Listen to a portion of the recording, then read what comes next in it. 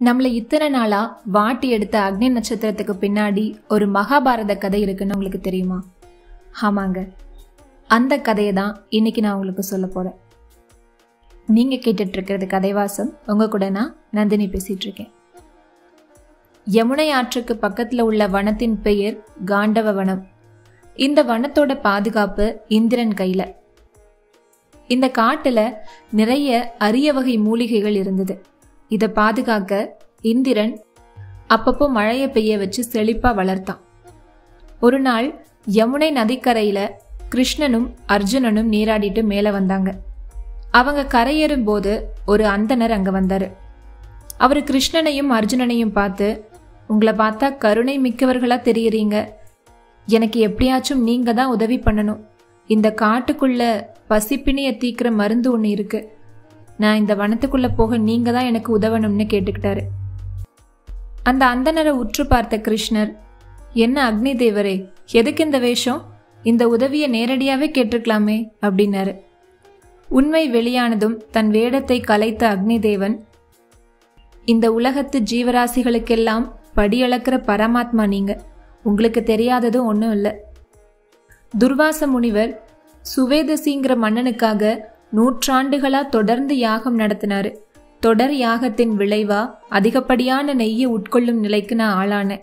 அதனாலேயே எனக்கு மந்த நோய் வந்துருச்சு. என்னோட இந்த நோய்க்கான மருந்து இந்த வனத்துல தான் இருக்கு.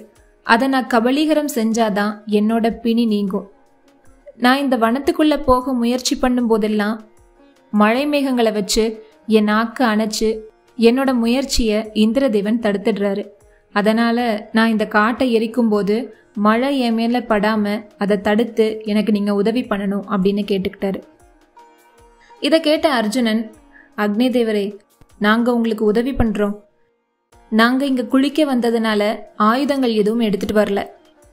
அதனால் இந்திரன் மழையை வருவித்தால் அதை தடுக்கிறதுக்கு அம்பரா தூணியும் வில்லும் அம்புகளும் வேணும் அப்படின்னு கேட்டாரு.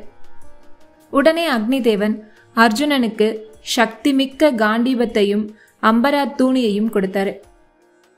அப்போ கிருஷ்ணர் அக்னி தேவன் கிட்ட, அக்னி தேவரே, உங்க பசிய தீர்த்துக்க 21 நாட்கள் மட்டுமே இந்த வனத்துக்குள்ள நீங்க வரலாம். அந்த சமயத்துல இந்திரன் மழையை பெய்விக்காம நாங்க பாத்துக்கிறோம் அப்படின்னாரு.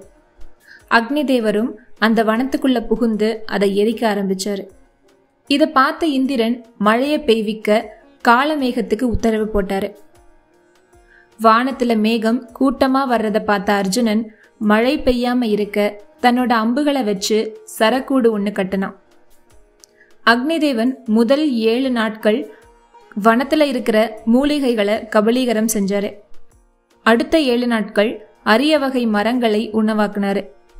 கடைசி 7 நாட்கள் கொஞ்சமா சாப்பிட்டுட்டு கிருஷ்ணன் அர்ஜுனன் கிட்ட சொல்லிட்டு மேலுலகம் போனாரு. அக்னிதேவன் காண்டவ வனத்தை எரித்த நாட்களைத்தான் அக்னி நட்சத்திரமா புராணங்கள்ல சொல்லியிருக்காங்க. மேலும் இது போன்ற கதைகளுக்கு தொடர்ந்து இணைந்திருங்கள். ஒன்றாக பயணிப்போம். நன்றி, வணக்கம்.